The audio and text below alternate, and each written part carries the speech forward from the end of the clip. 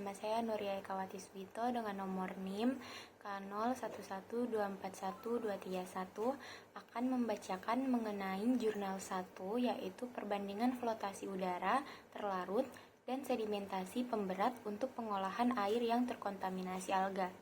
Yang pertama, efektivitas DAF dan BS. Penelitian menunjukkan bahwa baik DAF maupun BS lebih efektif dalam menghilangkan gangga dan sianobakteri dibandingkan dengan metode pengolahan air lainnya seperti CGS atau yang biasa dikenal dengan centrifugal gravity separation. Ini menunjukkan bahwa kedua metode ini dapat menjadi solusi yang lebih baik untuk mengatasi masalah kualitas air yang disebabkan oleh pertumbuhan ganggang. Yang kedua, penyisihan kekuruhan. DAF mencapai penyisihan kekuruhan rata-rata sebesar 95%, sedangkan BS mencapai 92%. Meskipun keduanya menunjukkan hasil yang baik, DAF sedikit lebih unggul dalam hal efisiensi penyisihan kekuruhan yang merupakan parameter penting dalam pengolahan air. Yang ketiga, penghilangan klorofil A dan C-vicosianin. Kinerja DAF dan BS dalam menghilangkan klorofil A dan C-vicosianin yang merupakan indikator pertumbuhan ganggang menunjukkan hasil yang serupa. Ini menunjukkan bahwa kedua metode ini dapat digunakan secara efektif untuk mengurangi konsentrasi zat-zat yang berhubungan dengan ganggang di dalam air. Yang keempat yaitu dosis koagulan dan waktu pengendapan. Maupun BS memerlukan dosis koagulan yang lebih tinggi untuk mencapai hasil yang diinginkan. Waktu pengendapan yang diperlukan lebih cepat dibandingkan dengan DAF. Ini memberikan keuntungan bagi BS dalam situasi di mana waktu pengolahan menjadi faktor yang penting. Kesimpulannya, penelitian ini merekomendasikan untuk melakukan perbandingan lebih lanjut antara DAF, dan BS di berbagai sumber air yang terpengaruh oleh ganggang. Hal ini penting untuk memahami bagaimana kedua metode ini dapat beradaptasi dengan kondisi yang berbeda untuk menentukan metode mana yang paling efektif dalam situasi tertentu. Selain itu, analisis distribusi ukuran partikel juga disarankan untuk memberikan wawasan lebih dalam tentang efisiensi pengolahan air. Terima kasih. Baik, perkenalkan nama saya Celia Kristipera dari Prodi Kesehatan Masyarakat dengan NIM K0112412330. Nah, di sini saya akan membahas tentang jurnal yang kedua yaitu tinjauan laju sedimentasi di waduk air tawar, perubahan terkini dan faktor penyebabnya. Nah, temuan utama dari jurnal yang kedua ini yaitu yang pertama, perubahan laju sedimentasi. Dari 33 makalah, 14 studi melaporkan peningkatan laju sedimentasi, sementara 13 studi menunjukkan penurunan. Sebagian besar waduk buatan mengalami penurunan sedimentasi karena adanya pengelolaan tanah dan sedimen yang efektif. Namun, banyak danau alami melaporkan peningkatan sedimentasi. Nah, yang kedua, faktor penyebab utama. Dari faktor penyebab utama yang pertama adalah perubahan penggunaan lahan. Aktivitas manusia seperti urbanisasi dan perluasan lahan tanah pertanian memengaruhi sedimentasi. Daerah yang mengalami pembangunan intensif terutama untuk keperluan pertanian menunjukkan peningkatan sedimentasi. Nah, yang kedua itu perubahan iklim. Ini juga termasuk faktor penyebab utama, karena variasi curah hujan dan suhu global meningkatkan frekuensi banjir dan kekeringan yang sedimentasi. Oke, selanjutnya itu metode pengukuran. Pengukuran laju sedimentasi menggunakan metode seperti kronologi inti dan batimetri. Nah, metode ini memiliki kelebihan dan keterbatasan dalam resolusi temporal dan spasi. Dalam jurnal ini terdapat diskusi, sebagian besar peningkatan sedimentasi di waduk dan danau terkait dengan aktivitas manusia, terutama perubahan penggunaan lahan. Implementasi strategi pengelolaan yang baik seperti penghijauan dan pengelolaan sedimen terbukti efektif dalam mengurangi sedimentasi, terutama di waduk buatan. Kesimpulan dari jurnal yang kedua ini adalah tinjauan ini menyimpulkan bahwa laju sedimentasi di sebagian besar waduk buatan menunjukkan penurunan berkat pengelolaan yang efektif. Namun, danau alami masih menghadapi peningkatan sedimentasi, terutama akibat kurangnya intervensi manusia dalam pengelolaan lahan. Diperlukan pengembangan metode pengukuran yang lebih akurat untuk memastikan pemantauan sedimentasi yang lebih baik. Oke, sekian dari saya. Terima kasih. Baik, perkenalkan nama saya Andi Rashika Sabira. Di sini saya akan membacakan jurnal 3 mengenai analisis karakteristik asam lemak fosfolipid atau PLFA dalam sedimen danau yang tercemar nutrisi di Wuhan. Proses urbanisasi memperburuk polusi endogen di perkotaan sedimen danau, dan sedimen yang tercemar dapat secara serius mempengaruhi kualitas air di danau. Studi saat ini menerapkan Pejalang Hari Raya Pejenal Teknologi Asam Lemak atau PLFA untuk menganalisis lebih lanjut karakteristik sedimen dari perspektif mikrobiologi. Sedimen permukaan dari 5 danau perkotaan yang sangat tercemar dengan N dan P di Wuhan dapat diambil sampelnya. Pendekatan statistik digunakan untuk menganalisis komunitas mikroba struktur Y dalam sedimen yang diambil sampelnya, dan untuk menentukan korelasi antara mikroorganisme dan indeks fisikokimia mikroorganisme pada elemen yang bersirkulasi rasio N per P. Sedimen perlu diatur sampai batas tertentu. Bila rasio N atau P sedimen melebihi 6, pencemaran N harus diutamakan. Danau perkotaan memainkan peran penting dalam hal perbaikan lingkungan dan pengaturan iklim daerah perkotaan. Meningkatnya konsentrasi polutan organik, misalnya nitrogen atau N dan fosfor atau P, memiliki dampak penting pada lingkungan hidup manusia. Sedimen dapat melepaskan polutan saat menerima dan menyerap polutan air di atasnya, yang memiliki dampak besar pada ekosistem danau. Lebih jauh lagi, pengendalian pencemaran endogen memiliki signifikansi besar untuk pengendalian eutrofikasi. Investigasi sedimen danau sangat penting untuk pengelolaan eutrofikasi danau dan pemulihan ekosistem. Mikroorganisme dalam sedimen merupakan penggerak utama sirkulasi material sedimen air. Bakteri dan archaea memiliki karakteristik biomasa tinggi, kuat, aktivitas metabolik, dan sensitivitas tinggi. Karakteristik ini penting untuk proses sirkulasi material dan mineralisasi bahan organik dalam ekosistem. Analisis asam lemak fosfolipid adalah teknologi yang didasarkan pada teknologi biokimia modern yang menyediakan metode yang efektif dan non-kultur untuk sidik jari komunitas mikroba tanah. Fosfolipid tanah dapat mencerminkan biomasa dan struktur komunitas mikroorganisme hidup sampai batas tertentu dan cepatnya degradasi setelah kematian sel, memberikan bukti langsung pertama untuk tingkat perputaran fosfolipid bebas yang tinggi di tanah dan mengonfirmasi hipotesis klasik bahwa fosfolipid lengkap mewakili sel hidup. Dengan demikian, penelitian ini sangat bertujuan untuk mengungkap faktor-faktor utama yang mempengaruhi komunitas mikroba sedimen dan karakteristik pencemaran sedimen yang sesuai. Diharapkan bahwa hasil penelitian saat ini akan memberikan dasar untuk pengurangan nutrisi dalam sedimen danau yang tercemar. Terima kasih.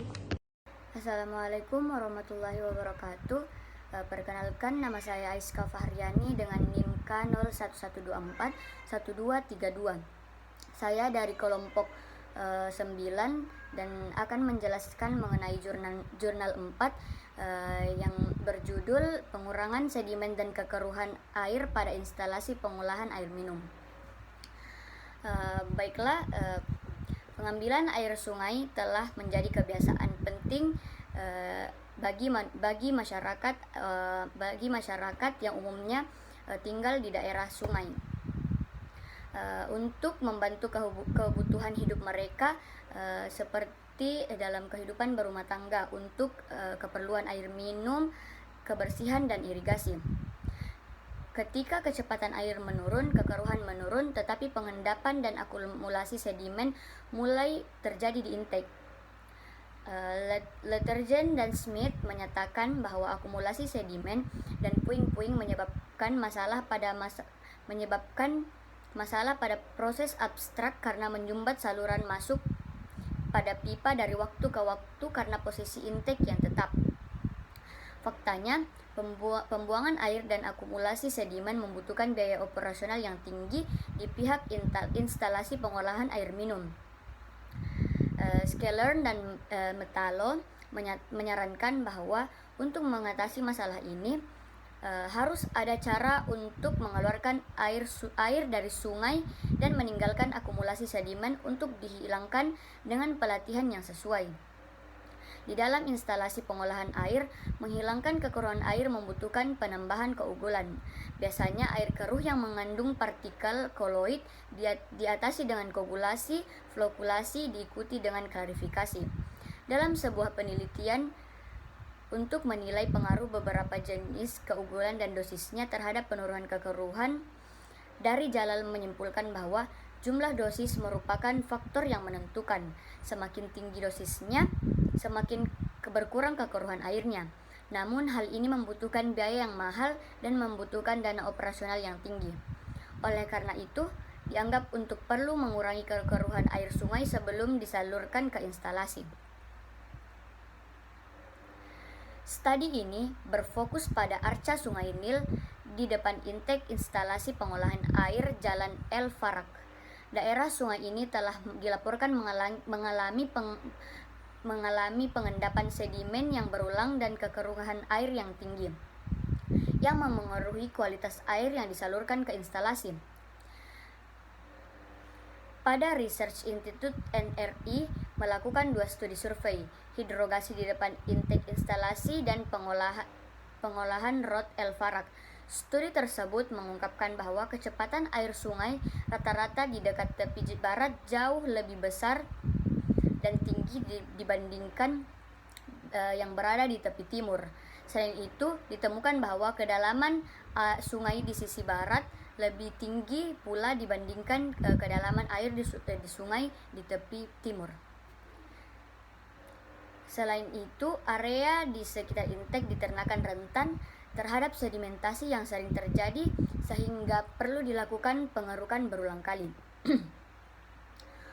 Untuk mencapai tujuannya, yaitu penyesuaian kecepatan air sungai di depan intake instalasi pengolahan untuk meminimalkan sedimen dan kekeruhan air, dilakukan 3 pekerjaan, yaitu pelatihan, pembuatan groin, pengerukan dasar sungai, dan penghilangan zona mati. Diusulkan untuk ditetapkan dalam berbagai skenario dengan menggunakan model matematika di seluruh wilayah studi. Model ini digunakan untuk memprediksi kecepatan aliran rata-rata yang berbeda di dekat area intake akibat penerapan setiap skenario. Keluaran kecepatan aliran untuk skenario yang berbeda kemudian diakumulasikan di dalam model Flume Fisik di Fakultas Teknik Sobra untuk memeriksa nilai sedimentasi dan kekeruhan air yang dihasilkan.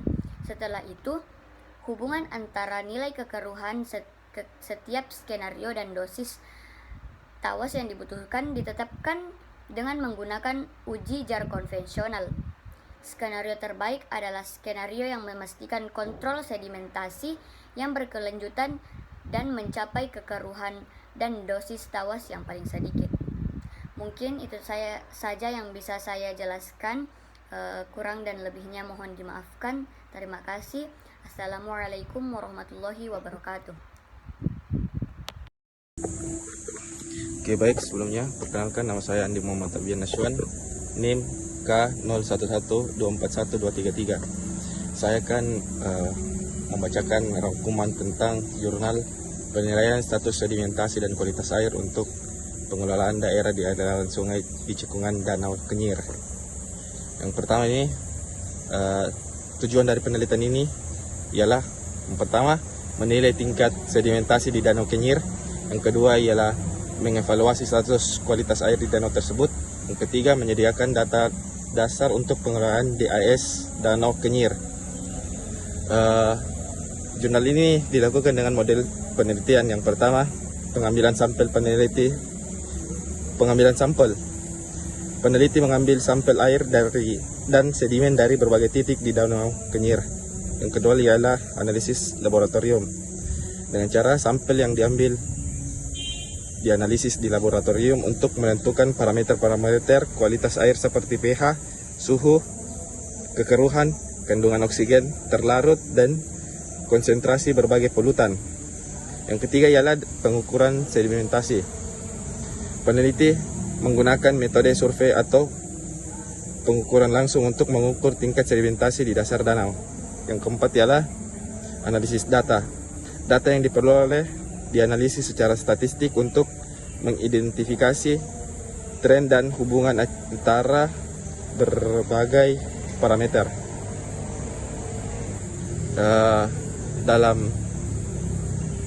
jurnal ini saya meringkas lagi poin-poin pentingnya. Yang pertama ialah tingkat sedimentasi.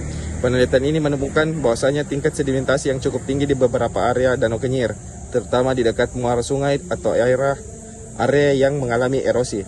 Yang kedua ialah kualitas air. Hasil analisis kualitas air menunjukkan adanya penurunan kualitas air di berbagai titik yang disebabkan oleh aktivitas manusia seperti pertanian, pertambangan, atau pembuangan limbah. Yang ketiga ialah faktor penyebab sedimentasi dan penurunan kualitas air.